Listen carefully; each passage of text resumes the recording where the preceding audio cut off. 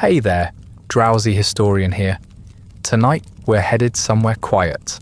Not peaceful quiet, but the kind of silence that follows an explosion the government swears didn't happen. You're not a nuclear physicist, you're not a firefighter or an engineer. You're just available. And in the Soviet Union of 1986, available is all it takes. A clipboard said you were fit to serve, and now here you are, standing a few kilometers from a shattered reactor, wearing a canvas uniform and a badge that'll lie to you about how close you are to dying. The air tastes wrong. The trees are shedding leaves in June. And the men next to you, the ones who know too much, won't stop vomiting. So before your boots start melting and your fingernails quietly detach, leave a comment telling me where you're listening from and what unspeakable hour this video found you. I always like to know who else is still awake while we tiptoe through these grim parts of history. And if you'd like early access to more softly spoken existential crises, there's a link to the Patreon in the description. Now lie back, breathe evenly, and ignore that faint ringing in your ears. It's probably not neurological damage. Let's begin. You arrive by train, though no one tells you why you're going or where exactly you're stopping. The schedule is blank. The windows are fogged with ash and sweat. Someone in your unit says you're near Pripyat, but the name is whispered like a curse. You step off onto cracked concrete, under a white sky that seems bleached rather than overcast. There's no welcoming party, no briefing, just an officer with a clipboard and a cigarette burned down to the filter, waving you forward like baggage on a conveyor belt. No one's wearing insignia. No one's smiling. You're told to stand in a line and wait, which, if nothing else, is familiar. You stand there long enough to realize something is deeply wrong. The air feels heavy, not like humidity, but like you're breathing through gauze.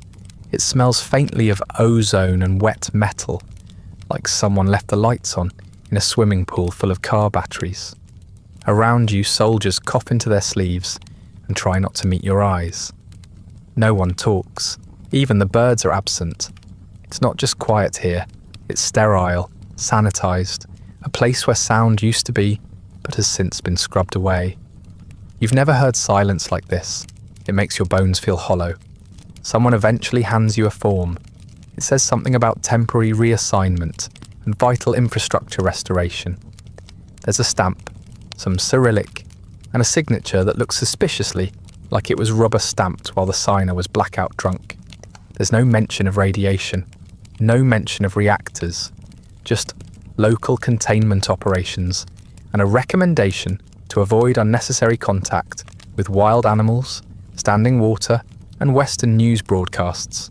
You're given a canvas uniform, 2 sizes too large, and a pair of rubber boots that squelch when you walk. One man asks what exactly you're cleaning up. The officer says, "Nothing to be concerned about," and that's the end of the discussion. The trucks come before the questions can. You're loaded in the back with a dozen others, mostly young, mostly silent. A few older men have the look of factory veterans or ex-soldiers who've seen things they'll never admit to. One of them mutters something about graphite. Another slaps his arm and says, "It's just bugs." There are no bugs. The truck engine is loud, but not loud enough to cover the dread. You pass fields where the wheat has turned grey, trees that seem to droop in odd directions, like they're melting or mourning.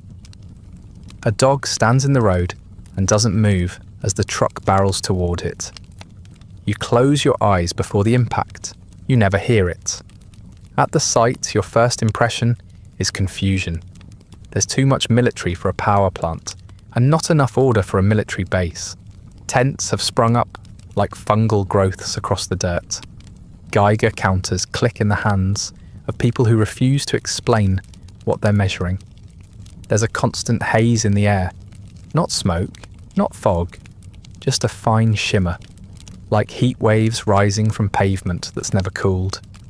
Every surface is coated in a thin film of dust that you're told not to touch.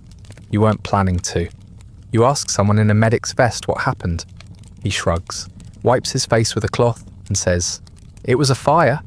That's all, a fire. But you've seen fires.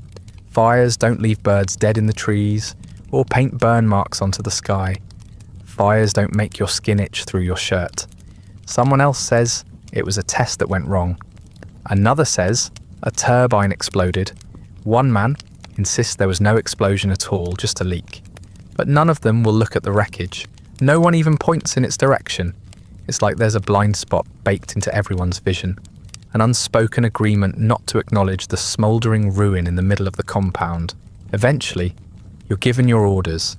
They're printed on thin paper that's already curling at the edges, as though the ink can't stand to be here either.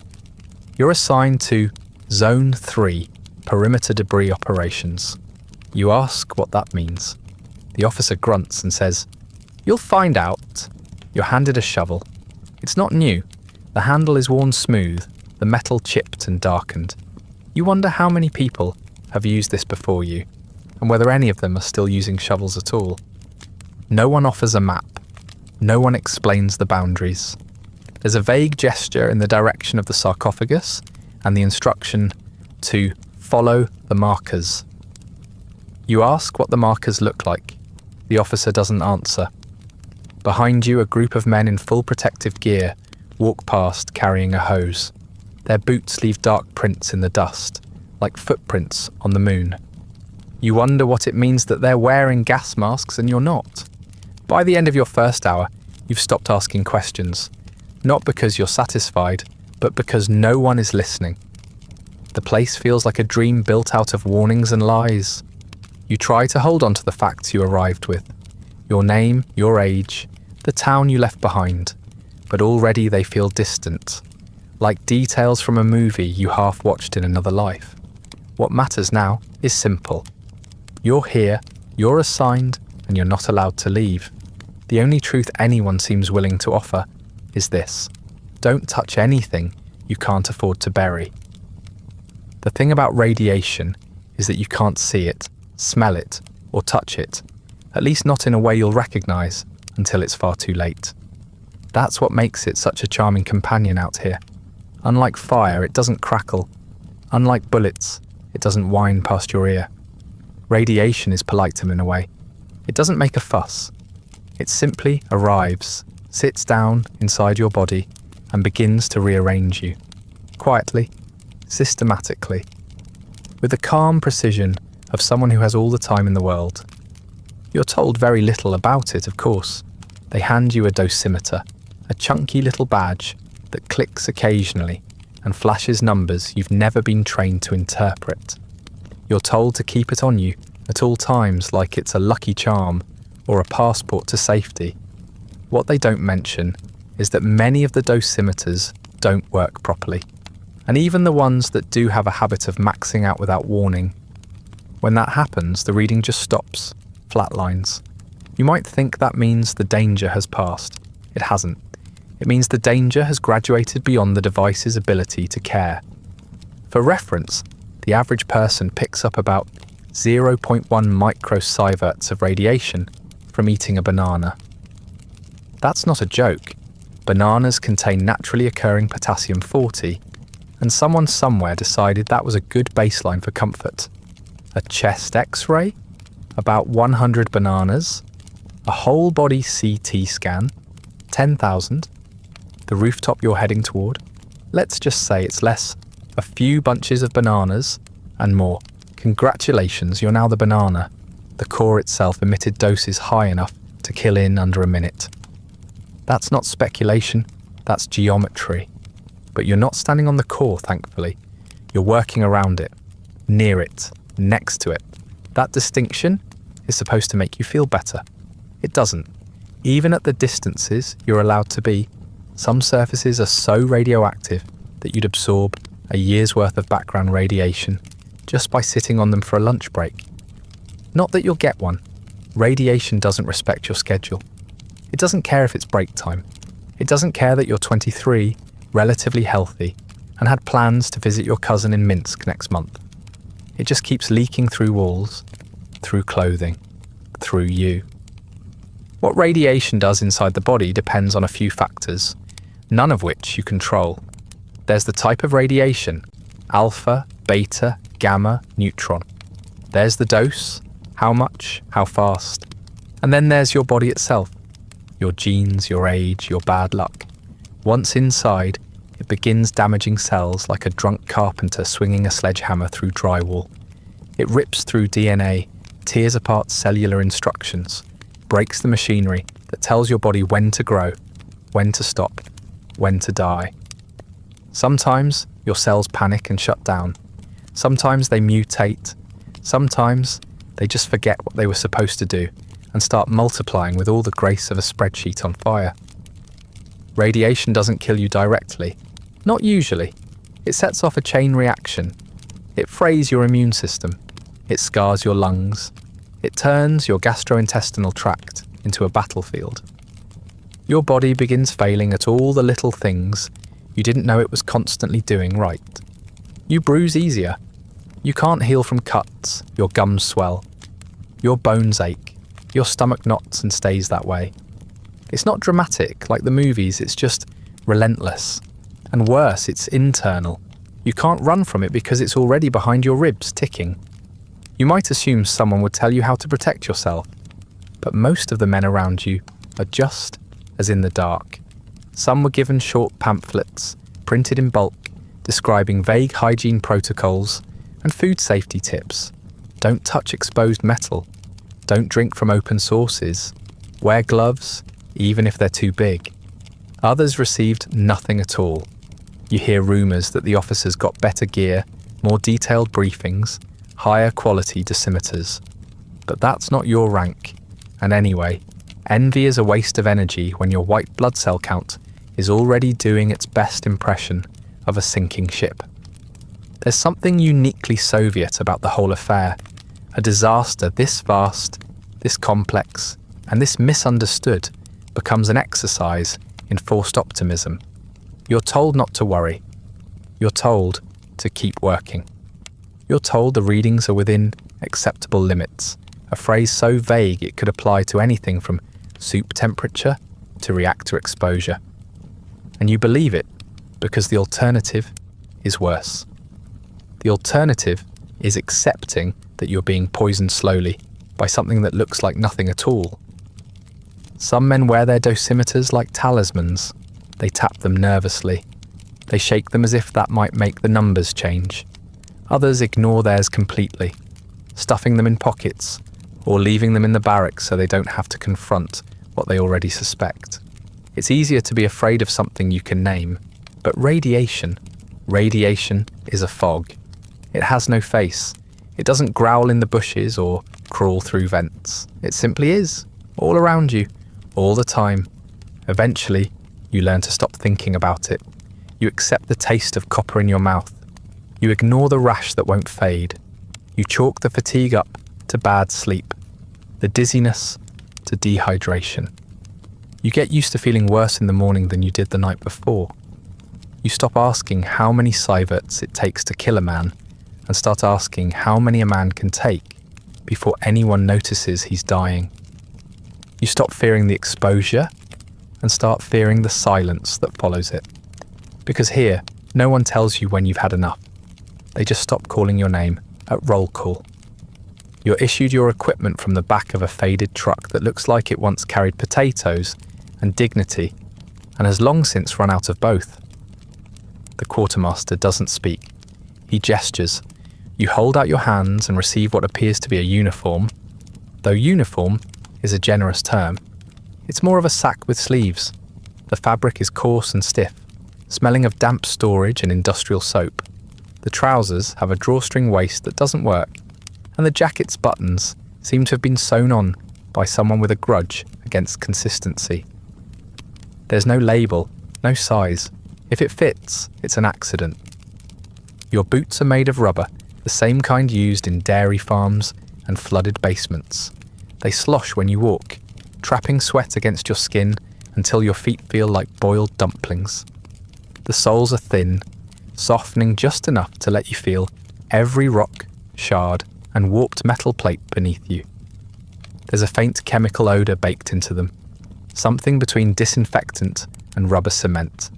And after an hour of wearing them, you can't tell if it's coming from the boots or from your skin. Then there's the mask. It's a surgical mask in theory, a thin rectangle of gauze with ear loops that dig into your skin and a wire that's supposed to pinch over your nose, but doesn't. It hangs damp against your mouth after 10 minutes, trapping your breath and sweat and doing absolutely nothing to stop microscopic radioactive particles from sliding straight through. You see others using scarves, handkerchiefs, even t-shirts wrapped 3 times around their face. It's theatre, a ritual, something to convince yourself you're doing something useful. You could wear a screen door on your face and get the same level of protection, but at least the screen door might offer better airflow. Gloves are another highlight. You're lucky if they're rubber. Most are a brittle polymer that cracks along the fingers within a day. Some are clearly reused, stained at the fingertips, patched with tape, or marked with initials from a previous owner who may or may not still have hands. They're handed out by size, which is to say, indiscriminately. You watch one man wrap bandages around his wrists just to keep them from sliding off. They don't keep out moisture. They barely keep out the wind, but they're required, so you wear them, even when they turn your palms into blisters. For those deemed important enough, or unlucky enough, there's the lead apron. It's exactly what it sounds like, a heavy, awkward slab of lead-embedded cloth that hangs over your chest like a radiation-themed bib. It protects against some gamma exposure, in theory, but only the front of your torso, and only if you're standing perfectly still, facing the threat. Which you won't be. Ever. It weighs too much, shifts constantly, and causes an immediate and relentless sweat that soaks your clothes and leaves salt stains across your collar. Some men ditch it the first chance they get. Others cling to it like superstition. One man ties his with wire to keep it from falling off. Another tapes his shut with old gauze and hope. The helmet is perhaps the most laughable item. It's standard issue military surplus, a leftover from when wars were fought with bullets instead of isotopes. It offers excellent protection from low ceilings, falling debris, and the occasional frustrated superior. It offers absolutely none from the invisible energy currently crawling across your skin and into your bloodstream. But it completes the look, makes you feel official. You clench your jaw and wear it anyway, because otherwise you look like exactly what you are, an under-equipped man in a nightmare he doesn't understand. You learn quickly that this gear wasn't made for comfort, or survival, or even sanity. It was made to meet a checklist. It exists so that someone somewhere can write adequate protection distributed on a report. You know this the first time you have to strip it off.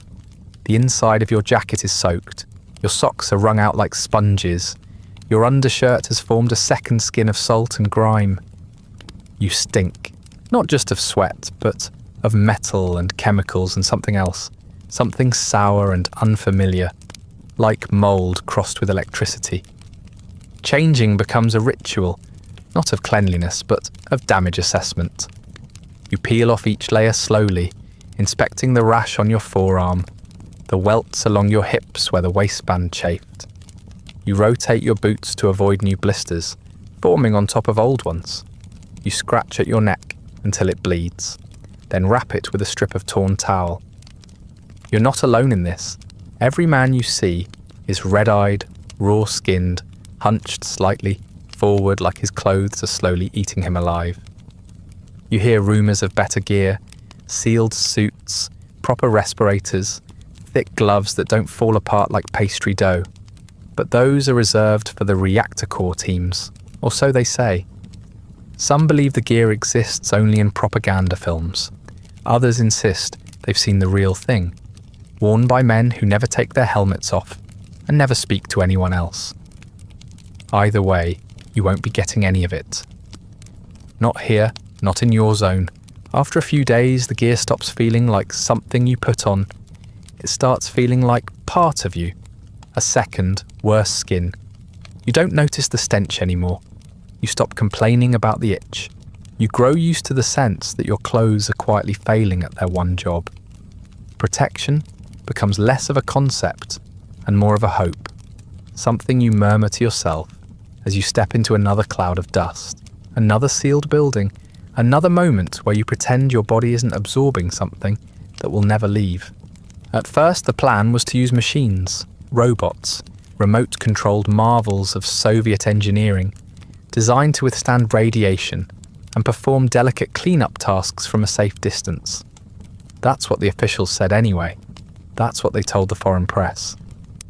The reality was that the machines worked about as well as everything else in the Soviet Union. Barely, briefly, and then not at all. Their circuits fried, their motors jammed. Their sensors, if they had any, reported nonsense before going blind. One robot wheeled itself in a tight circle until it toppled over like a drunk child. Another stopped moving entirely, halfway through its route, and began to smoulder. The lead engineer said it was a mechanical failure. The technician standing next to him said it was suicide. So they turned to the next best option. You. And men like you. Human beings, dubbed with bitter sarcasm as bio-robots. Because if the machines couldn't finish the job, clearly the answer was to send in something even more fragile. Flesh and bone, wrapped in damp cloth, barely protected, mostly expendable. You're handed a shovel, a pair of gloves that already have holes in the thumbs, and instructions that boil down to 3 words: remove the debris. The debris, in this case, is highly radioactive graphite from the exploded reactor core. It's scattered across the roof of Reactor 3, sitting there like chunks of normal rubble if you don't know what you're looking at. But you've been told now. You know this is the stuff that kills in minutes, not hours. Minutes. Some of it is still hot to the touch, literally and figuratively. A single piece can emit more radiation in 1 second than most people receive in a year. The only protection you have is time. You are told your shift will last 90 seconds, not a second more, not because someone values your safety, but because they've calculated how much exposure a human body can absorb before it becomes statistically inconvenient. You'll be wearing the usual, your canvas uniform, rubber boots, and a lead apron that covers only part of your chest and flaps uselessly when you move. You'll sprint out onto the roof, pick up as many chunks as you can, throw them into a waiting chute, and run back.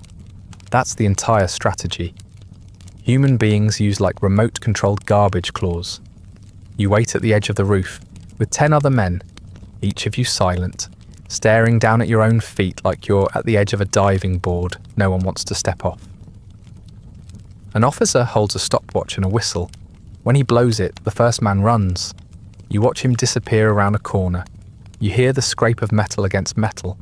Then you hear the whistle again. The man returns, gasping, face red, eyes too wide. He doesn't say anything. He just drops his shovel and walks away, staggering a little, like his joints are already giving out. When it's your turn, your mind goes blank. You run. The roof is uneven, littered with fragments of machinery, insulation, concrete, and graphite that glows faintly in the sun, like coal ready to catch fire. The metal beneath your boots is warped and groaning. Every step sends up a puff of dust that sticks to your face and clings to your clothes. You reach the nearest pile, scoop it up, and toss it toward the chute. The graphite is heavier than you expect. It doesn't feel like ordinary rock. It has a wrongness to it, a density that doesn't belong in the world. Your hands shake, your breathing is shallow. The air up here tastes like battery acid and burnt plastic. Your skin begins to itch under your clothes. You don't know how long you've been out here, only that your heartbeat is loud enough to drown out everything else. Then the whistle blows again, and you turn and run. The metal grates beneath your feet. The railing blurs past you. The stairs appear too late, and you stumble down them, hitting the bottom on your hands and knees. The officer doesn't help you up. He writes something on a clipboard and points to the next man. Your entire shift was 82 seconds. You're not allowed to go back. That's the rule. 1 roof shift per man. Some argue this shows a shred of humanity. Others say it's just logistical efficiency. No point sending the same man back if his organs are already starting to falter. So you're reassigned? to digging trenches, decontaminating vehicles, moving bodies, tasks that seem easier on paper but carry their own flavours of invisible rot. You don't feel heroic. You feel like an extension of your own shovel. Later, you hear the term liquidator used in official reports, as if your job had something to do with water, but you weren't extinguishing anything. You were collecting it, scooping it, moving it from one cursed pile to another. The fire was long since out. What was left behind was just the cost of containing it. Reduction, relocation, delay. You realised that your body was never meant to survive the work. It was meant to absorb the danger, hold it for a little while, and then vanish before the numbers made anyone uncomfortable. You sleep poorly that night, not because of nightmares, but because your skin is hot, your joints ache. There's a raw patch on your neck where your collar rubbed, and it refuses to stop burning. You convince yourself it's just a rash, that you overexerted yourself, that the symptoms mean nothing. It's what everyone else does. You wake the next morning sore, nauseous, and ready for more orders. The machines couldn't handle the roof. You did. For 82 seconds. And someone wrote that down, somewhere, in a folder no one will ever read. The stairs up to the rooftop are narrow and rusted, each step groaning under your boots like it's considering collapsing. You hold the railing even though you've been told not to. It's metal, which means it's probably hot, radioactively, not thermally, but right now your legs are shaking too much to care. Ahead of you, the man in front has stopped at the top, frozen. The officer behind you barks something in Russian, sharp and impatient, and the man finally steps forward onto the roof. Then it's your turn. You step out into a different world. Not another place exactly, just a place that doesn't feel like it should still exist. The roof is a patchwork of broken panels, charred debris, and warped steel plates that don't look like they belong to any structure built by human hands. You expected wreckage, but not this.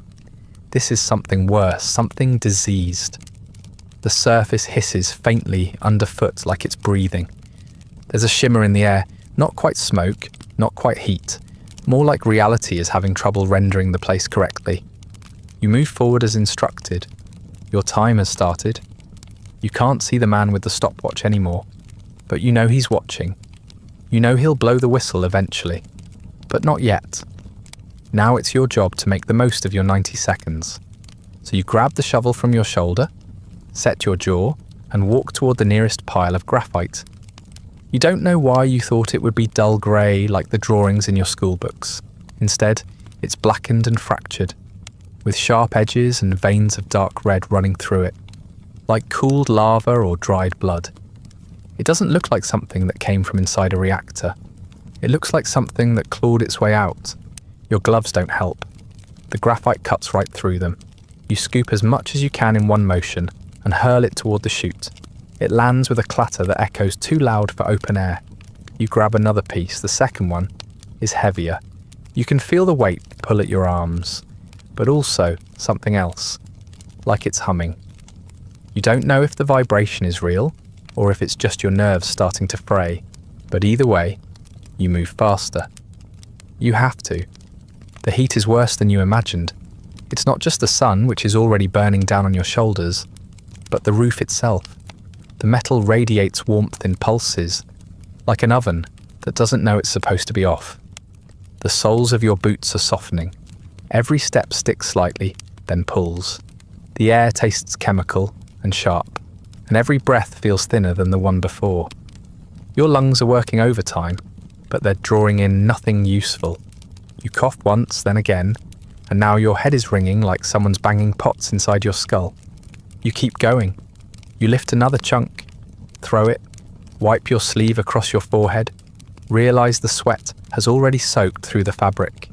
Your vision blurs. You try to blink it away, but your eyes sting, and your tears feel too thick. You can't stop. You're not allowed to stop. You don't know how much time has passed. The officer said you'd be pulled off at 90 seconds, but the whistle hasn't blown yet. So you keep going. You trip. Just for a second. Your foot catches on a twisted piece of rebar, and your knee slams into the metal. It's hot. Not just sun hot, core hot. You scream without sound, just a dry exhale through clenched teeth. You roll to the side and get back up. Fast, stupid, like your body's on autopilot. You leave a piece of yourself behind, probably a layer of skin from your leg, but there's no time to check. You grab another fragment. This one flakes in your hand, and the dust clings to your glove, like ash. There's a crackle in your ears now. Maybe it's the Geiger counter. Maybe it's your hearing starting to fail. Your vision has narrowed, like you're looking through a tube. You feel your heart pounding so hard that your ribs hurt. Then finally, you hear the whistle. The first long blast, followed by 2 short ones. You drop the shovel without thinking and run. The way back is harder. Your limbs don't feel like yours. Your legs move, but sluggishly, like they're wrapped in wet wool. You stumble once more, catch yourself, and push forward. The metal staircase looms up at you like a threat. You take the steps badly, unbalanced, half leaping, half falling. You reach the bottom. Someone grabs your arm and steadies you. You want to thank them, but your tongue doesn't work. You're pulled to the side and handed a bottle of water. It tastes like iron and mould. You swallow it anyway. Your hands are shaking so hard you can't hold the bottle steady. Your face is pale. Your breath won't slow down. A medic appears, shines a light in your eyes, says something you don't register. You nod anyway. Someone pats your shoulder and tells you, "Good work." You don't respond. Your shift lasted 91 seconds, 1 second over.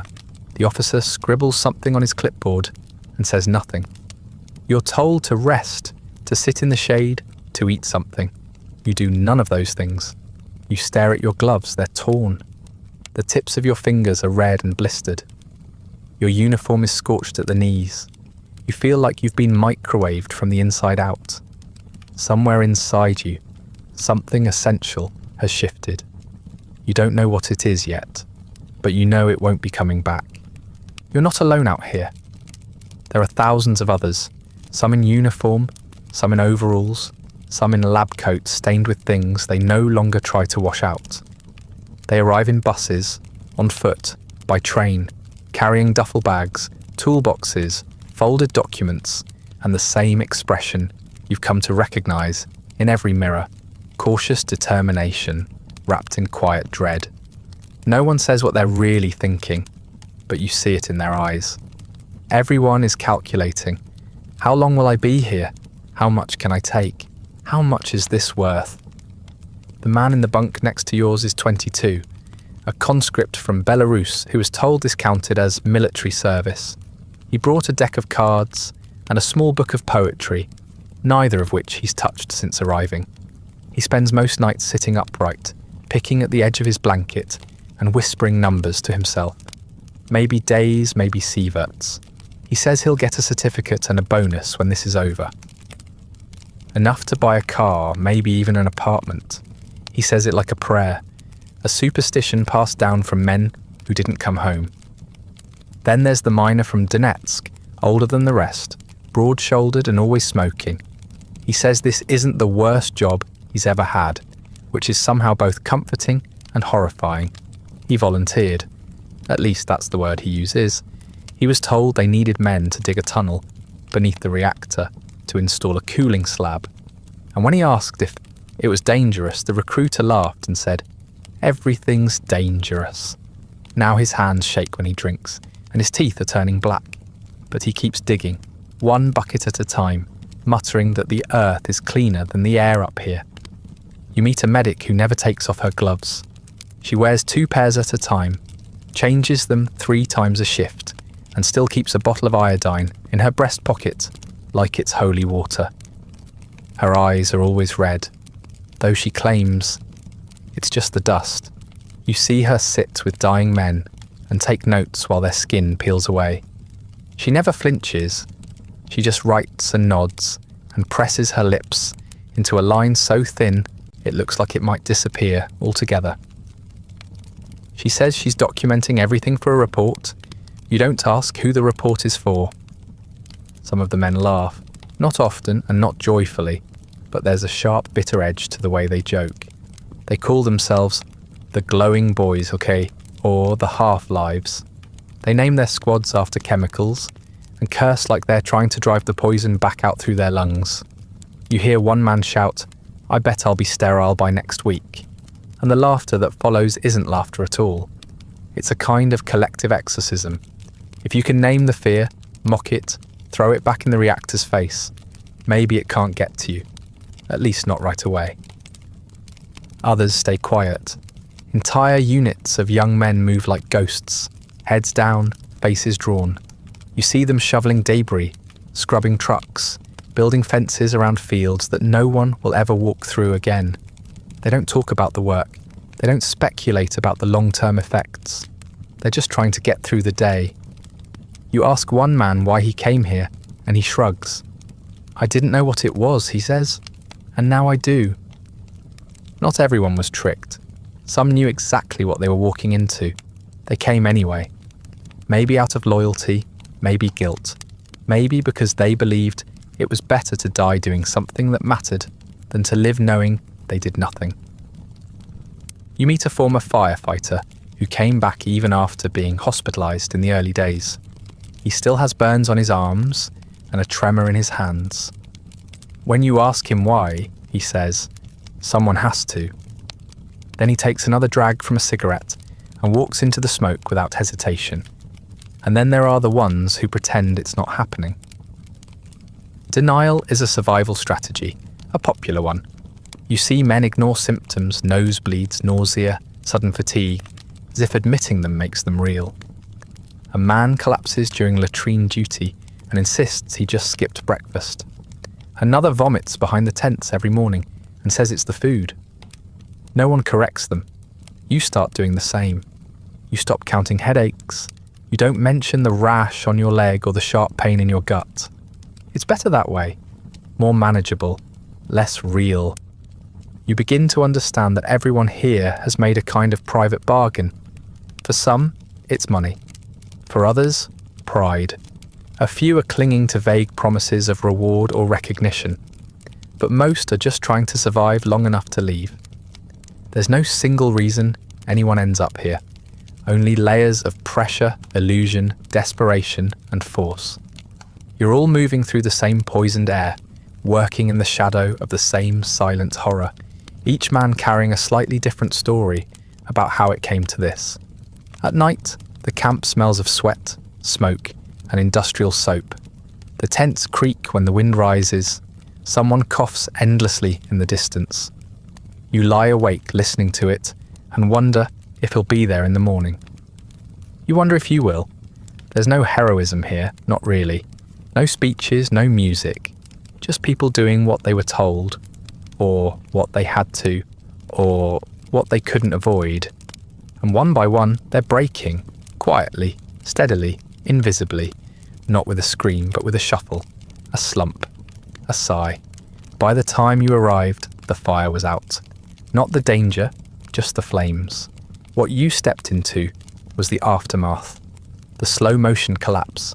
But others came before you, in the hours when the smoke still curled black into the sky and the sirens hadn't stopped screaming. They were the first responders, the firemen from Pripyat, summoned in the dead of night, with no information, no warning, and no gear suitable for the kind of disaster that awaited them. Most of them didn't even know it was a nuclear facility. They were told there was a fire on the roof, a standard electrical blaze, something manageable.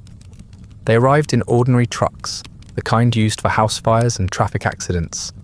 They wore standard uniforms, canvas jackets, steel helmets, rubber gloves. Some didn't even bother with masks. What was the point? No one told them what had happened. They ran hoses up to the roof and sprayed water onto a radioactive inferno, oblivious to the invisible fallout swirling in the air around them. Some of them handled pieces of graphite with their bare hands, brushing the glowing chunks aside like ordinary rubble. One man later said it felt warm, like a hot stone from a fireplace. He didn't realize he'd already absorbed a lethal dose. The effects came fast. Within hours, their skin reddened and began to swell. Their eyes burned, their throats closed. They vomited in the trucks on the way back to the station. thinking it was smoke inhalation or nerves. It wasn't. Their bodies had started to break down from the inside, cells dividing without instruction, DNA unravelling like frayed rope. By morning, several were already unconscious. By the end of the day, they were in the hospital. Not the local clinic, Moscow, the best the Soviet Union could offer. But by then, even the best wasn't enough. The stories trickled down to your camp. Quiet at first, then louder. The man who touched the graphite, his hand turned black within hours. Another lost patches of skin with his uniform, as if the fabric had fused to him. One of them had his tongue swell until it cracked and bled every time he tried to speak. You weren't supposed to know any of this, of course. The official line was that the firemen were recovering well, but the men who came back from the city told different stories. Whispers of swelling faces, of teeth falling out, of skin sloughing off in wet sheets, like old wallpaper. They died slowly. Not all at once, and not with the clarity you might expect. Some lingered for weeks. Morphine helped at first, then it didn't. Their bodies stopped producing blood cells. Their organs liquefied one by one. Infections took hold that no antibiotics could stop. The nurses wore double gloves and face shields, but it didn't matter. The radiation was inside the patients now. It seeped out through breath, sweat, touch. Their hospital rooms became sealed chambers. When they died, they were wrapped in plastic and buried in coffins lined with zinc, sealed under concrete. Their uniforms were too radioactive to burn. Some were buried in lead-lined graves before their families were even informed. Back at camp, their names started to circulate like folklore. Not as cautionary tales, but as legends. They were called heroes, saints of the reactor. Their portraits appeared in state newspapers, airbrushed and expressionless, framed by patriotic slogans and red banners. You saw them on posters, young faces in dress uniforms, staring out with the blank pride of someone drafted into myth. You didn't know their real names, only the nicknames and stories, half true, half invented, all repeated with the hushed reverence reserved for martyrs and lost causes. You don't feel like one of them. You came later, after the worst of the chaos had passed. You had more information, even if it was filtered through layers of euphemism and denial. You had a dosimeter, for whatever that was worth. You were told not to touch certain materials, not to stand in one place for too long, to watch for signs of exposure. The firemen had none of that. They walked into hell thinking it was a job, like any other. You know, now it wasn't. And yet the difference feels paper thin. You might have more data, more stories, more rumours to guide you, but you're still guessing, still hoping you didn't stand too close, didn't inhale too deeply, didn't spend 1 minute too long and under the wrong wind. The firemen became symbols because they died visibly, quickly, horrifically. You're not sure what you'll become. A number in a registry, a case study, a rumour of someone who left Chernobyl and never quite recovered. Sometimes you wonder if they were the lucky ones. They didn't have to live with the uncertainty, the slow degradation, the quiet rot that starts in the marrow and works its way out. They didn't wake up 3 years later with a cough that won't go away, or a numbness that creeps up one side of the body and refuses to explain itself. They didn't bury their own teeth in the waste bin and pretend not to notice. They died knowing they had done their duty. You're still waiting to find out what yours will cost. Their sacrifice is praised over and over again by men who never met them and by officials who wrote the orders that sent them in blind. Every time you hear the word hero, it tastes bitter. Not because they weren't brave, but because bravery didn't matter. They were doomed the moment they stepped off the truck. All that followed was noise and pain. Their stories may be remembered, but the lesson is always softened. The footage is grainy. The names are mispronounced. The uniforms look clean in the documentaries. You know better. You saw what radiation does. You still see it, every day, in the eyes of the men around you, in the cracks of your own skin. The firemen weren't the beginning or the end. They were just the first to arrive. And you, whether you admit it or not, are following in their footsteps. At first, it's easy to ignore. You wake up groggy and chalk it up to bad sleep. You're not in your own bed. You're on a cot that sags in the middle and smells faintly of mildew and antiseptic. The tent walls flap in the wind. A man 2 bunks over snores like a tractor with a bad belt. Of course you feel tired. Everyone feels tired. You roll your shoulders, crack your neck, and convince yourself it'll pass. Then there's the taste. It arrives slowly, like an afterthought. You notice it one morning after a shift clearing debris.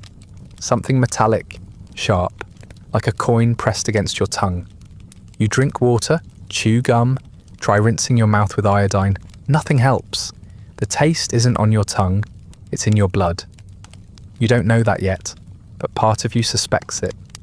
The sensation is wrong in a way you can't quite describe. It doesn't fade, it just lingers as if something deep inside you has started to rust. The nausea comes next. Subtle at first, a little queasy after meals. Then it's more frequent. You bend over to tie your boots and the room tilts slightly. You stand up too fast and your stomach flips. Your appetite disappears. The canteen food wasn't good to begin with. Lukewarm stews, stale bread, boiled cabbage that smells like old socks. But now, even the sight of it makes your throat tighten. You start skipping meals. You tell people it's nothing. They nod.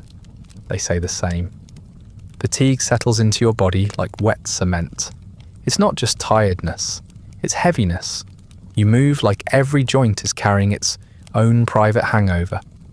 Climbing stairs feels like a personal insult. You forget what it was like to wake up and not feel sore. You try to power through it. Drink more water. Take longer showers. Do stretches like some of the older men suggest. It doesn't help. The exhaustion is not in your muscles, it's in your marrow. Your gums start bleeding next. Not dramatically, just enough to stain your toothbrush pink and make apples taste like pennies. You bite into bread and feel a sharp sting as something loosens along the gum line. A few days later, a molar begins to ache for no reason. Then it stops. That worries you more. Pain means something's alive. Silence means something gave up. The rash on your neck spreads. It starts as a dry patch, irritated, red, easy to dismiss. You assume it's from your collar or maybe the rough towel you used that morning, but it doesn't go away. It crawls slowly down your chest and behind your ears. The skin becomes thin, shiny. You scratch at it absent-mindedly until it breaks, then curse when your fingertips come away damp with blood. You wrap a cloth around it and tell yourself it's just a reaction to the soap. You try to talk to a medic. She asks about your symptoms with practiced calm, makes a note on a clipboard, and hands you aspirin. You ask if this is normal. She says some men are just better than others. She tells you to rest more. You ask if you should be removed from duty. She doesn't answer. You realise she isn't authorised to. You thank her anyway. What else can you do? Around you, the same things are happening to other men. You see them rubbing their eyes raw, flinching at stomach cramps, struggling to keep down meals. No one talks about it. You learn to interpret the signs. Who's limping more than they were yesterday? Who's missing from roll call? Who's stopped speaking entirely? You notice that the men who sweat the most stop sweating altogether. The ones who cough don't stop. The ones who vomit do it quietly, behind tents with the kind of practiced efficiency that suggests it's become a daily routine. When you mention your symptoms to a superior, he raises an eyebrow and asks if you're looking for an excuse to leave. You say no, of course not. He nods. It's probably nerves, he says. The body plays tricks under stress. Then he claps you on the shoulder and tells you to toughen up. So you do. You stop reporting symptoms. You start measuring them in silence. You learn what you can work through, what you can hide, what you can laugh off in front of the others. Your sense of normal bends to accommodate the abnormal. You still taste metal, but you tell yourself it's the water pipes. You still wake up drenched in sweat, but you blame the summer heat. You still forget what day it is, but so does everyone else. Eventually, you stop waiting for the whistle to blow. You know your time is running out, whether someone's counting it or not. Your skin is paler, your muscles weaker. You move slower than you used to. Your hands shake when you try to thread your bootlaces, but you keep showing up. You keep working. Because what's the alternative? Sitting still, waiting to get worse? Pretending you're not already on a clock that no one can see?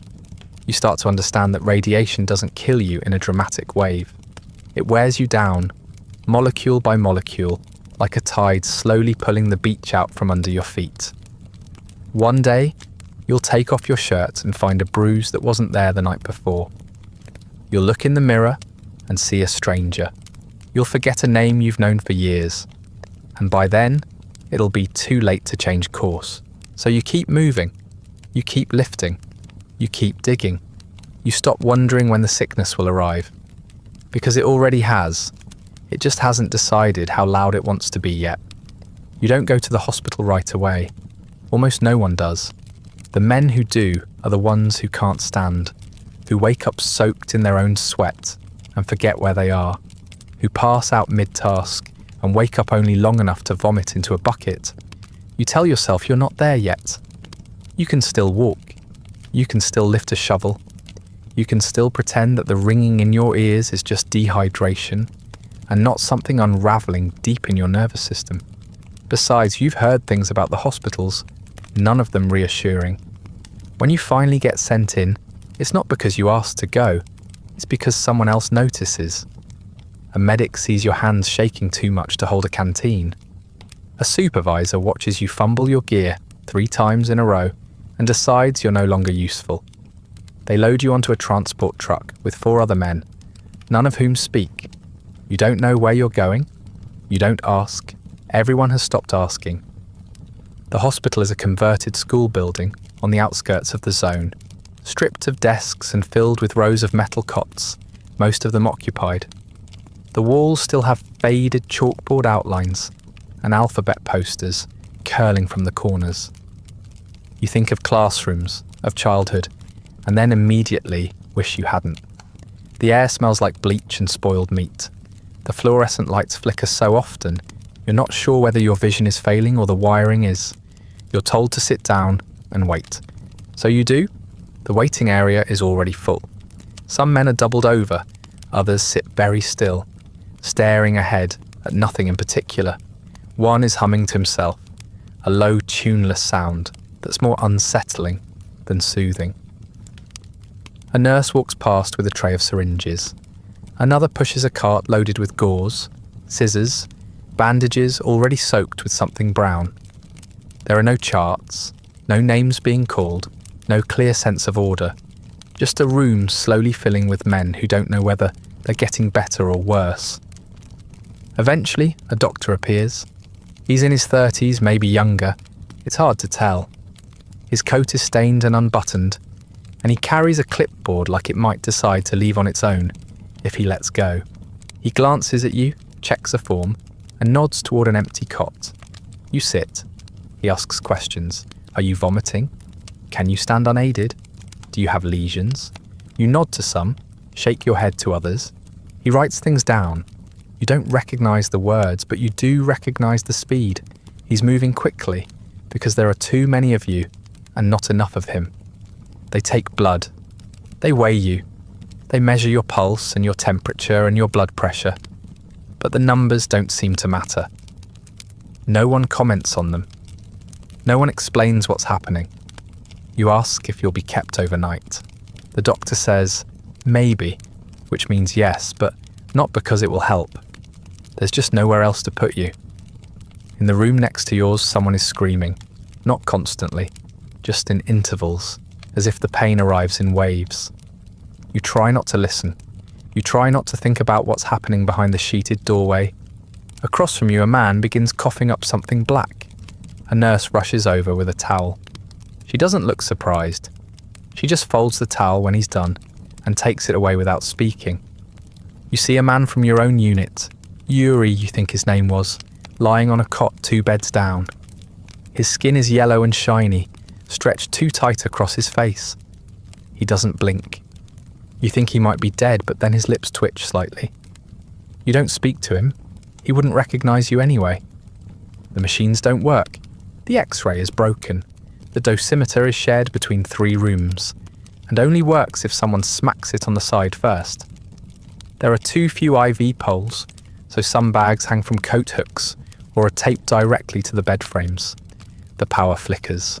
Once, the lights go out entirely, and you lie there in the dark for 10 full minutes, listening to the distant hum of generators and wondering if the nurses will come back. No one tells you what you have. You aren't given a diagnosis, only a bed. The doctor says radiation sickness once in a low voice, and then moves on. The term means nothing to you now. It's too vague. It could mean vomiting for a week. It could mean dying in your sleep. Either way, it doesn't change what happens next. After 3 days, you're told you're stable enough to return to duty. You aren't, but they need the bed. You still can't keep food down. You've lost weight. You have a cough now, deep and wet, that makes your ribs ache every time it hits. But you stand and you dress, and you nod when they hand you your papers. The nurse says you've recovered. You don't laugh, but it's a close thing. Back at camp, no one asks what it was like. They can already see it on your face. You walk slower, you speak less, you flinch when someone touches your arm. The others pretend not to notice. They don't want to know. You didn't go to a hospital. You went to a holding pen for men who couldn't be ignored any longer. Now you're back, and you're useful again. That's all anyone needs to hear. You stop thinking of the hospital as a place of healing. It's not. It's a filtration system. It identifies who can still function and who's already too far gone. It separates the broken from the completely broken. It doesn't fix you. It just decides whether to send you home, send you back, or start writing your name on a list no one will ever admit exists. Somewhere, there's a file with your name on it. It contains your assignment, your vitals, your radiation exposure, and a handful of observations written by someone who never made eye contact with you. You've never seen the file, of course, you're not supposed to, but you're told it exists, and like everything here, you're expected to trust that it's accurate, complete, and stored with the seriousness your service deserves. You learn quickly that none of that is true. At first, the numbers don't make sense. Your dosimeter read high, dangerously high, before it stopped functioning altogether. The medic who checked you off after your rooftop shift made a note. You're sure of it. You remember the way she frowned when reading your form, the way she muttered under her breath. But later, when you're handed a copy of your exposure record for reassignment, the dose is lower. Significantly lower. So low it makes you wonder if you hallucinated the entire rooftop experience. You didn't. The lie just fit better on paper. You're not alone in this. Men who collapse during shifts return to duty the next week with documents that describe their symptoms as mild fatigue. One man who vomited blood for 2 days is told he likely had a stomach virus. Another who passed out while carrying a contaminated hose is listed as having suffered from heat exhaustion. You begin to understand that the records don't reflect reality. They reflect what someone has decided reality needs to look like. Cleaner, quieter, less damning. Doctors are under pressure. You see it in their faces, in the way they pause before writing anything down, in the sideways glances they give each other when someone asks about official diagnoses. You hear rumours that charts have been confiscated, rewritten, corrected. One nurse tells you she was instructed not to use the term radiation poisoning on any forms submitted to higher command. Instead, she writes stress-related complications or chemical exposure. Everyone knows it's a lie, but the lie has momentum.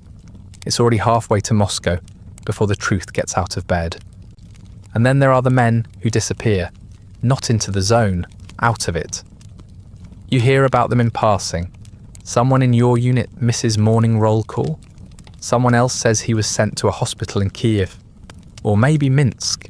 A few weeks later, no one's heard anything more. His belongings are quietly removed. His name isn't mentioned again. Later, you hear someone refer to him as transferred No one believes it, but no one questions it either. To question it would mean drawing attention, and drawing attention is dangerous. You see the posters going up in the village square, smiling liquidators in crisp uniforms, medals pinned neatly to their chests, hands shaking with party officials beneath bright red banners. The men in the photos look proud, clean, healthy. You know those faces. One of them didn't have eyebrows anymore the last time you saw him. Another couldn't walk. The photo must have been old, or staged, or taken before his legs began to buckle under him. Either way, the version of him on the poster is a fiction, immortalised in propaganda, too perfect to ever have been real.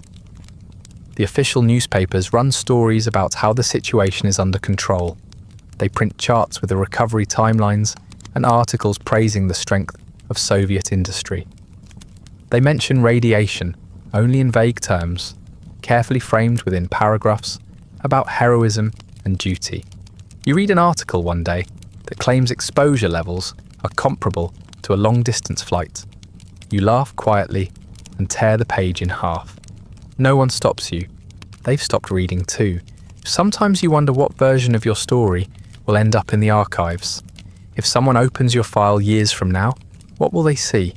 A name, a unit number, a radiation dose that's been altered twice, a medical chart that uses the phrase generally stable 3 separate times, a discharge form that lists you as fit for duty, even though your vision is blurred and your skin peels when you sleep. The truth of your experience, what you saw, what you felt, what you lost, won't be in there. Just numbers and euphemisms stacked neatly in a folder no one will ever check. You stop hoping for recognition. You stop expecting an apology. The truth is not a priority here. It never was. The system is built to erase discomfort, to sand down sharp edges until the story fits the narrative. And you, in your sweat-soaked uniform and cracked gloves, are one of those edges. You are not a hero. You are not a victim. You are data, muted, shaped, archived. The worst part isn't the lie, it's the way the lie becomes routine. You begin to repeat the official version of events because it's easier than explaining what really happened. You stop correcting people when they say the firemen were lucky to have had masks. You nod when someone calls the cleanup a great success. You write your letters home using careful words and hollow reassurances. You don't say what's really happening to your body. You don't describe the hospital. You don't mention the taste of blood in the mornings. You learn to survive inside the fiction because the alternative is being discarded entirely. In a place where records are rewritten and pain is relabeled, the only story that matters is the one the state is willing to tell. And if your truth doesn't fit, it won't be corrected. It'll be replaced. When your time as a liquidator ends, no celebration, no real goodbye, they hand you a certificate. It's printed on cheap paper with a decorative red border and a seal that smears if you touch it too soon. It thanks you for your dedicated service in the elimination of the consequences of the Chernobyl accident. It uses words like bravery and honour. It does not mention vomiting blood in a trench or sleeping on a cot that smelled like chemical burns. It does not mention the ache in your spine that never went away, or the tooth that turned grey and fell out without warning. Still, you're expected to smile when they hand it to you. You're told you'll be receiving a medal soon. Not a big one, nothing that comes with a pension or gets you saluted in public, but a commemorative badge shaped like a drop of blood, or a reactor, or a wreath. Something to pin on your chest at appropriate events, should you survive long enough to be invited. You're added to a registry of liquidators, a term that sounds more like a science fiction assassin than a man who spent 3 months scraping radioactive rubble into buckets. A reporter asks if you'll give a quote. You decline. She writes something flattering about you anyway. Back home, the welcome is quiet. There are no parades, no banners. You're not famous, not really. You're not one of the firemen who died on day one, whose funerals were broadcast on television, and whose faces were painted into murals on government buildings. You're just one of the thousands, an invisible labourer in a disaster that no one wants to talk about anymore. Your neighbours shake your hand stiffly, the way someone might greet a man who's been abroad for too long and returned with a strange lingering smell. At the factory where you used to work, your job is no longer available. They smile and say they'd love to take you back, but staffing has changed. You're told to check with the local office, maybe reapply for something clerical, something easier on the body. You nod, but your body's already past that point. You tire quickly. Your joints hurt when the weather shifts. Your skin is thinner than it used to be, and your nails crack without reason. You keep these complaints to yourself. They don't fit the heroic image. Your friends don't quite know what to say. Some ask what it was like. Others avoid the subject entirely. A few start coming around less often. You try not to take it personally. You cough during a conversation once and notice someone glance at your cup, like they're wondering whether to wash it twice or throw it away. You don't blame them. You don't even correct them. You start coughing less around others, not because you feel better, but because you've learned it makes people uncomfortable. You're called to a small ceremony at the regional centre. There's a man in a suit from the local party office. He reads a prepared statement. It's full of the usual language: sacrifice, Soviet spirit, triumph over adversity. You recognise phrases from the posters you used to see in the canteen. A few of the men you served with are there too, sitting stiffly in the front row. One is wearing sunglasses indoors. Another has lost so much weight you barely recognise him. After the speech, they hand out medals in small boxes and take a photo. You're not sure whether the photo will be used, or if it will be used at all. Afterward, there's juice and cookies. The juice is warm, the cookies are stale. You sit in a folding chair next to a man who keeps scratching at a patch on his neck. You don't speak, there's nothing to say. A woman from the mayor's office asks if you'd be willing to appear at a school assembly next month. You say you'll think about it, though you already know you won't go. You're tired of telling the story no one actually wants to hear. The government thanks you once, that's all. There's no follow-up, no check-ins, no medical team knocking on your door 6 months later to ask how your kidneys are holding up. You were a tool used in a crisis. The crisis passed and now you've been shelved. Quietly, respectfully, completely. The cough gets worse. It comes in fits, usually at night, echoing through the apartment like a distant engine trying to start. You wake up with blood on the pillow more than once. Your partner says it's probably your gums. You nod. You both know it isn't. The clinic tells you the same thing. Probably nothing. They prescribe antibiotics and ask you to come back if it gets worse. You don't. There's no point. You already know what's happening. You knew the moment your skin first burned under your collar. You knew when your dosimeter stopped working and no one replaced it. You still have the medal. It sits in a drawer next to your discharge papers and a photograph of your unit, all of you younger and cleaner than you ever really were. Sometimes you take it out and hold it in your palm, just to feel the weight. It's lighter than it looks, hollow, like a coin made to fool the eye.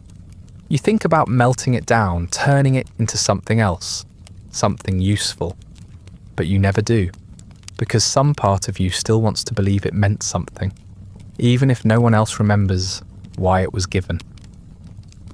Home is quieter than you remember, not in the peaceful way, in the awkward, too careful way, like everyone's trying not to look directly at you.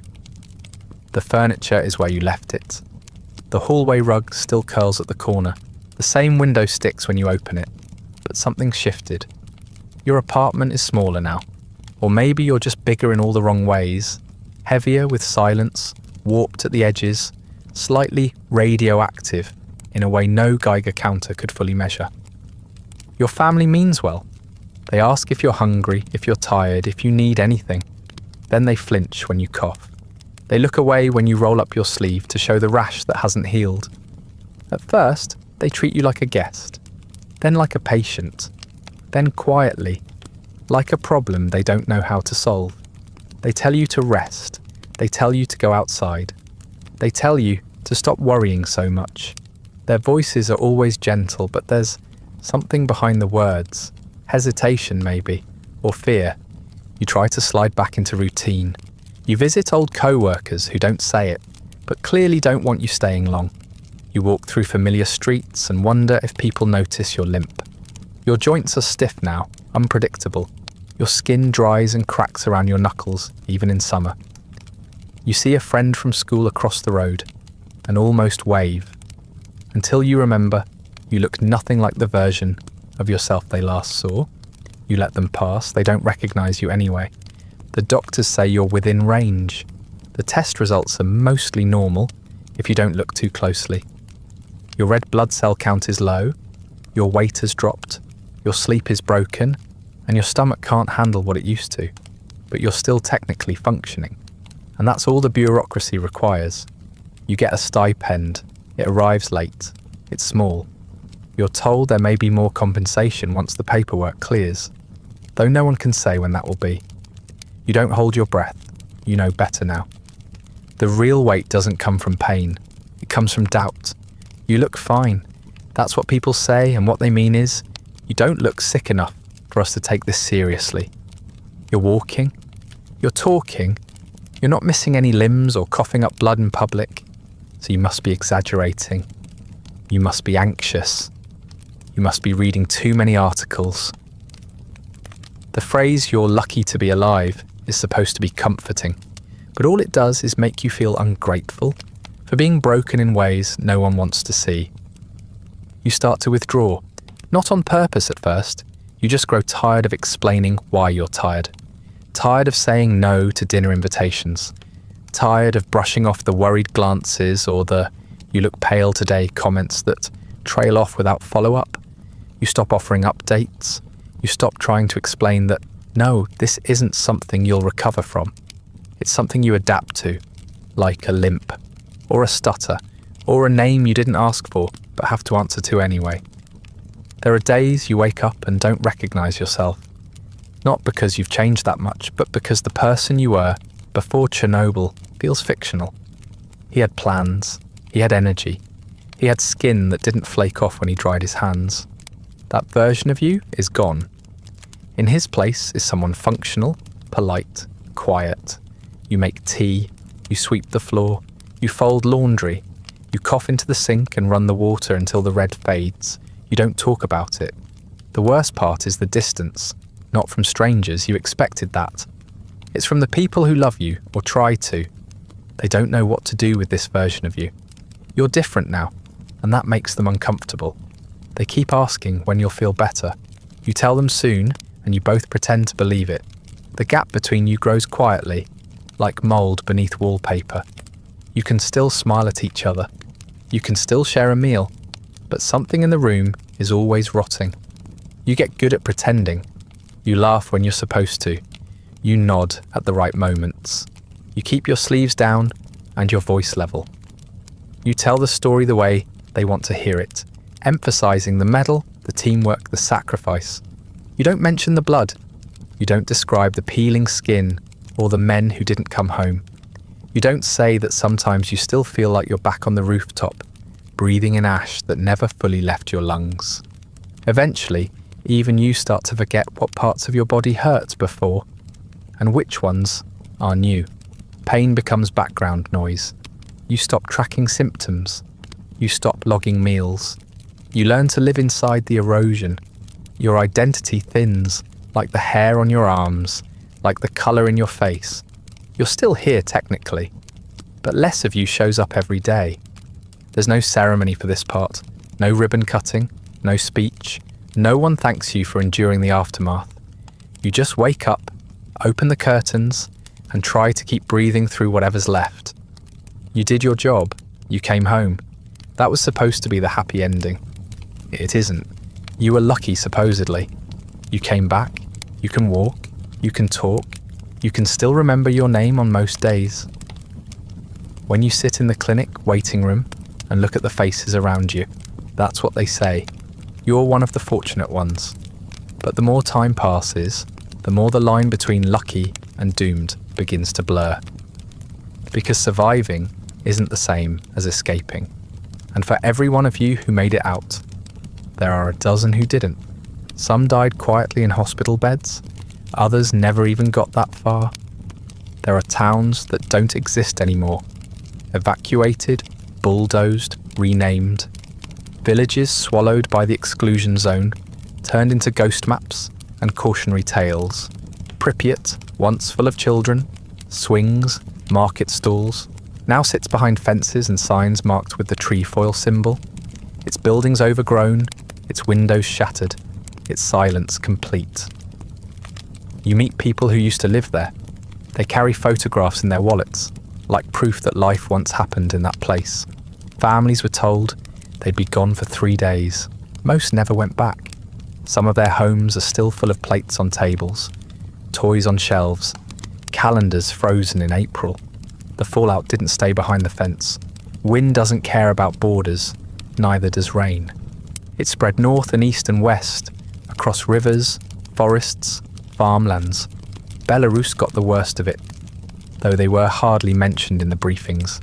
Milk was contaminated. Crops were pulled from the soil, still warm with radiation. Children were born with missing limbs, with eyes clouded white, with spines that curled the wrong way. Some breathed for a few hours.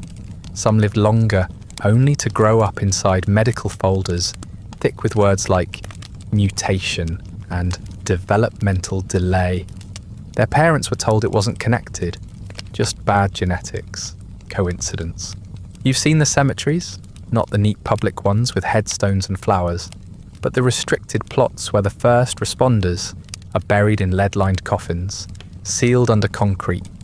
No names on the markers, just numbers, no visitors allowed.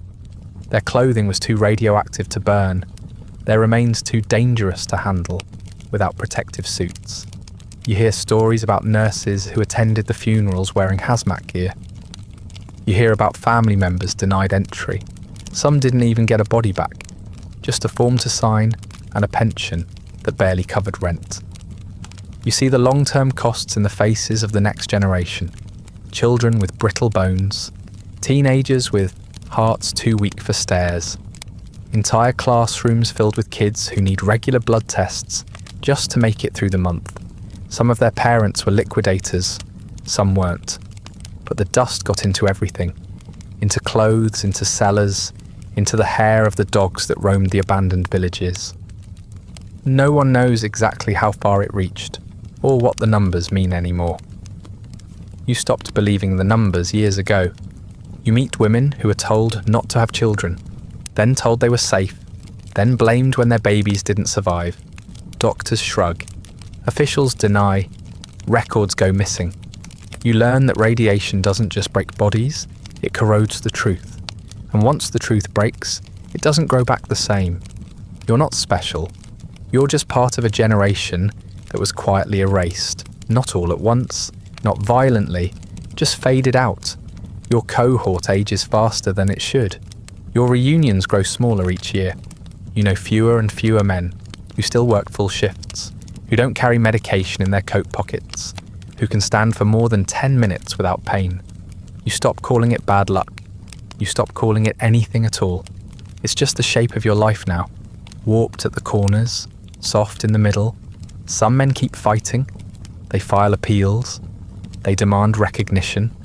They gather in crumbling buildings for meetings, hold up documents that prove exposure, demand benefits that were promised and retracted. You admire them in a quiet way. But you stopped expecting justice a long time ago. You don't want another medal. You don't need another certificate. What you want can't be returned. Health, time, a life uninterrupted. No office can give you that. The story of Chernobyl is still told. Documentaries, books, films. There's a version for every audience. Heroic, tragic, technical, apocalyptic. You watch some of them, just to see how far from the truth they'll wander. Some get close, others feel like fairy tales with neatly drawn villains and carefully resolved endings. None of them mention you. Not directly, not by name. You're one of the thousands in the background, silent, coughing, ghost-like. Useful for a statistic, not for a headline. And yet you're still here. You wake up, you make tea, You try not to think about how many organs are underperforming. You try not to count how many funerals you've attended for men your age who used to lift iron beams like toys.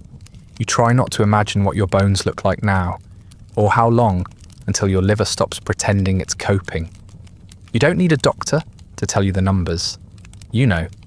You've known since the day you smelled ozone in the wind and watched the graphite on the roof shimmer in the sunlight.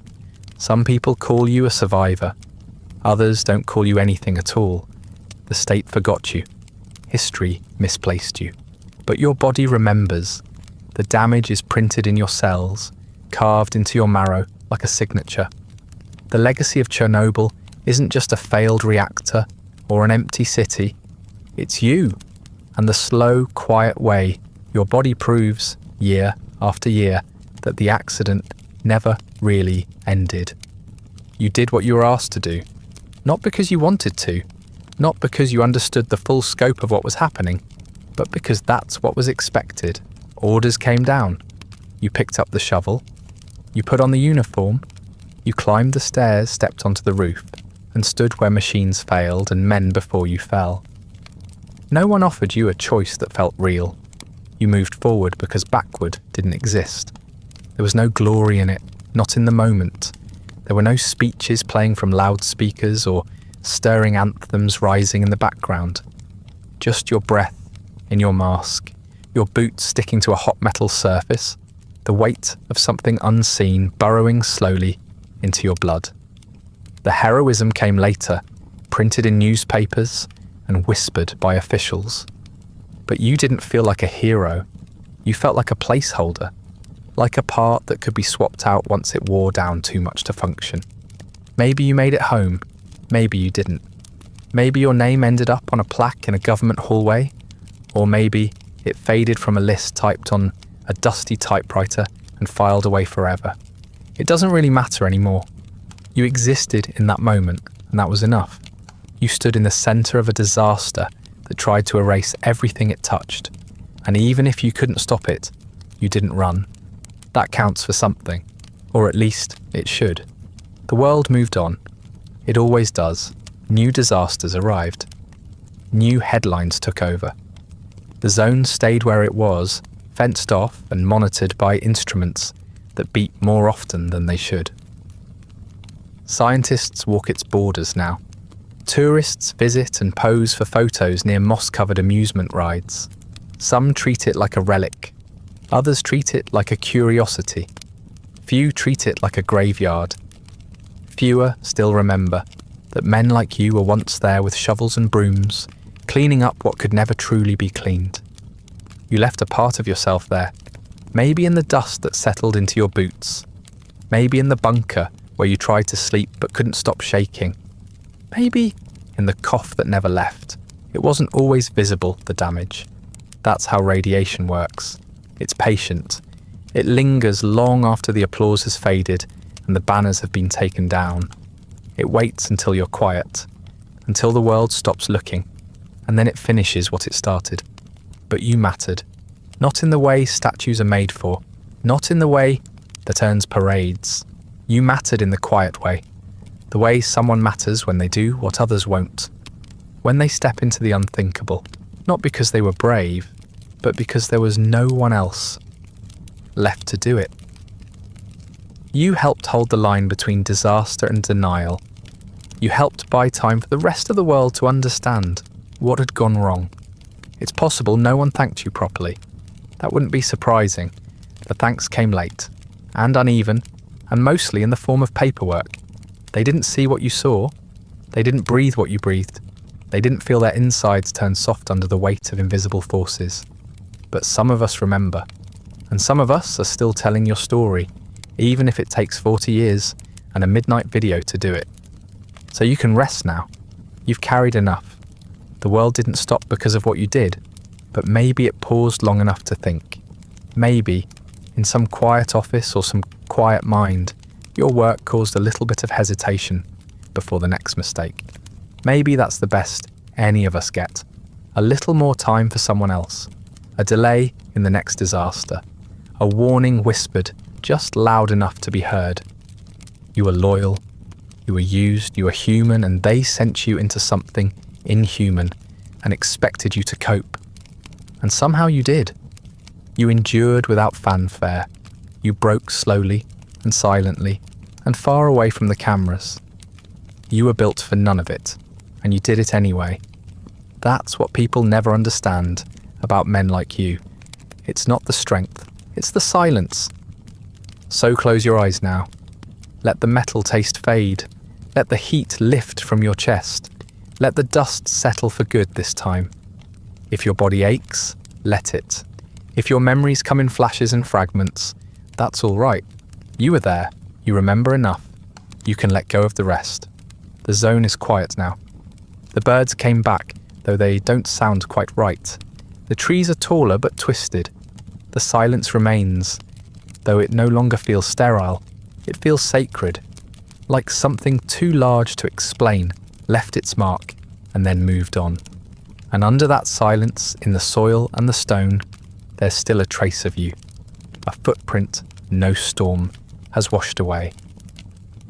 And that brings us to the end of tonight's quiet descent into a disaster that didn't want heroes, just obedient men with shovels, paper masks, and nowhere else to go. If you're still awake, thanks for drifting through history with me. If you'd like early access to more soft-spoken collapses of bodies, empires, or basic human oversight, you'll find the Patreon link in the description. Feel free to like, subscribe, and leave a comment about when you'd have started coughing. On the roof, in the trench, or back home with no one listening. Sleep well. You've earned it.